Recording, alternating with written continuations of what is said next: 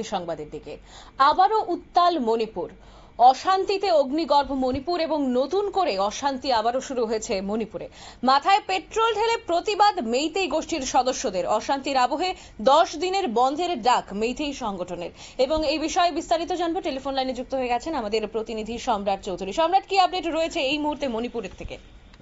দেখো, দেশের উত্তর পূর্বাঞ্চলের একটি রাজ্যে গত 2 বছর যাবৎ অগ্নি গর্ভ পরিস্থিতির ধারণা করা হচ্ছিল যে রাষ্ট্রপতি শাসন জারি করার পর হয়তো বা মণিপুরের পরিস্থিতি কিছুটা শান্ত হবে। কিছুদিন এই বিক্ষোভ জনগণের দাবি গুলি চাপা থাকলেও শুক্রবার থেকে কিন্তু আবার মণিপুর জুড়ে অশান্তি শুরু হয়েছে। সেখানে মেইতেই গ্রুপের এক নেতা আসেম কাননকে গ্রেফতার করেছে সিবিআই এবং এই গ্রেফতারের প্রতিবাদে কিন্তু প্রথম দিন সাধারণ জনগণ মাঠে নামে বিভিন্ন থানা পুলিশ পিকেট গুলিকে ঘেরাও করে বিক্ষোভ দেখায় এবং এরপর থেকে কিন্তু পরিস্থিতি একে একে খারাপ হতে রবিবার সন্ধ্যা পর্যন্ত যে তথ্য রয়েছে, গোটা মণিপুর জুড়ে বিভিন্ন জায়গায় দফায় দফায় অশান্তি চলছে, ভাঙচুর চলছে, অবরোধ করা হচ্ছে, কোথাও পুলিশের উপর হামলা হচ্ছে। আমরা বিগত দিনে দেখেছি কিভাবে পুলিশের গাড়িকে ধাওয়া করা হয়েছিল। ইতিমধ্যে এই ঘটনা 11 জন আহত হয়েছেন। বিক্ষোভকারীদের কিন্তু নিয়ন্ত্রণ করতে পুলিশের তরফে ইতিমধ্যে কাঁদানো গ্যাস এবং রাবার বুলেট দুটোই ব্যবহার করে ফেলা হয়েছে। কোথাও গুলি চালানো হয়েছে বলে একটি খবর উঠে আসছে, যদিও এই খবরে এখনো নিশ্চিত করা সম্ভব হয়নি। এই পরিস্থিতিতে গোটা মণিপুর জুড়ে কিন্তু আগামী 10 দিনের জন্য বন্ধ ডাক দিয়েছে মেইতেইদের যে সংগঠন রয়েছে, সেই মেইতেইদের সংগঠন আরামবাই ট্যাঙ্গোল বলে একটি সংগঠন মেইতেই জনগোষ্ঠী, সেই সঙ্গে 10 দিনের বন্ধের ডাক দিয়েছে। ইতিমধ্যে মণিপুরের বেশ 5টির বেশি জেলায় কিন্তু ইন্টারনেট পরিষেবা বন্ধ করে দেওয়া হয়েছে।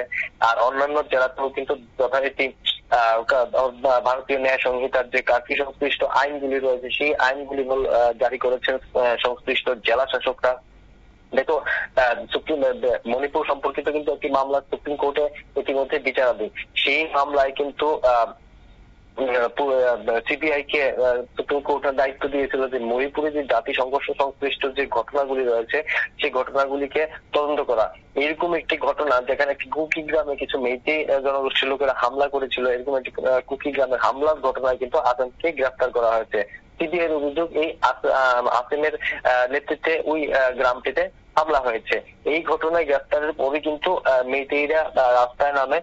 মূলত মণিপুরের এই জাতি সংঘর্ষের প্রধান যে দুই গোষ্ঠী কুকি এবং মেইতেইরা প্রথম থেকেই কিন্তু একে অপরের উপরে দোষারোপ করে আসছে। এখন পর্যন্ত দুই পক্ষেরই যে অভাব অভিযোগ রয়েছে তা নিয়ে কিন্তু কোন ধরনের আলোচনার জন্য কেন্দ্র সরকার বা রাজ্য সরকারের তরফে কোন ধরনের উদ্যোগ লক্ষ্য করা যায়নি। নাগা গোষ্ঠীরা রয়েছেন, তবে নাগা গোষ্ঠীরা এখনো কুকিদের পাশে থাকলেও এই ঘটনায় কিন্তু নাগারা নিজেদের তেমন ভাবে জড়িয়ে ফেলতে চাইছেন না, কিছুটা নিজেদের সরিয়ে রেখেছেন। গোটা এই অবস্থার মধ্যে গত 2 বছর যাবৎ অশান্ত মণিপুর, আবার কিছুদিন শান্ত থাকার পরও আবার শনিবার থেকে পরিস্থিতি আবারও খারাপ হয়ে উঠেছে। আজকের সকাল দিনের বেলার যে পরিস্থিতি আপাতত নিয়ন্ত্রণে থাকলেও মণিপুরের বিভিন্ন এলাকা থেকে কিন্তু অল্প বিস্তর বিক্ষোভ এবং হামলা হুজ্জতির খবর কিন্তু উঠে আসছে। যদিও এখন পর্যন্ত বড় কোনো হামলা হুজ্জতির খবর কিন্তু শোনা যায়নি। আম্বালিকা। হ্যাঁ, একদম অনেক ধন্যবাদ জানাবো সম্রাটকে। আপনারা শুনলেন মণিপুরের বর্তমান পরিস্থিতি এবং মেইতেই সংগঠনের একজনকে গ্রেপ্তার করার বিপরীতেই কিন্তু তারা এই ভাঙচুর করছে, অবরোধ করছে এবং এইভাবে অশান্ত হয়ে পড়েছে মণিপুর।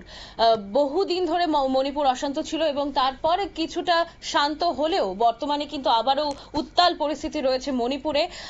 ভাঙচুর, অবরোধ, বিক্ষোভ কিন্তু দেখা যাচ্ছে সারা মণিপুর জুড়ে। আর সেই সঙ্গে মাথায় পেট্রোল ঢেলে মেইতেই গোষ্ঠী কিন্তু প্রতিবাদে নেমেছে। এবারে দেখার আগামীতে কি হয় এবং ঠিক কি পদক্ষেপ নেয় প্রশাসন এবং এই পরিস্থিতি আবারও কবে ঠান্ডা হয় সেটাই এখন দেখার বিষয়। নিয়ে নেব ছোট্ট একটা বিজ্ঞাপন বিরতির সঙ্গে থাকুন।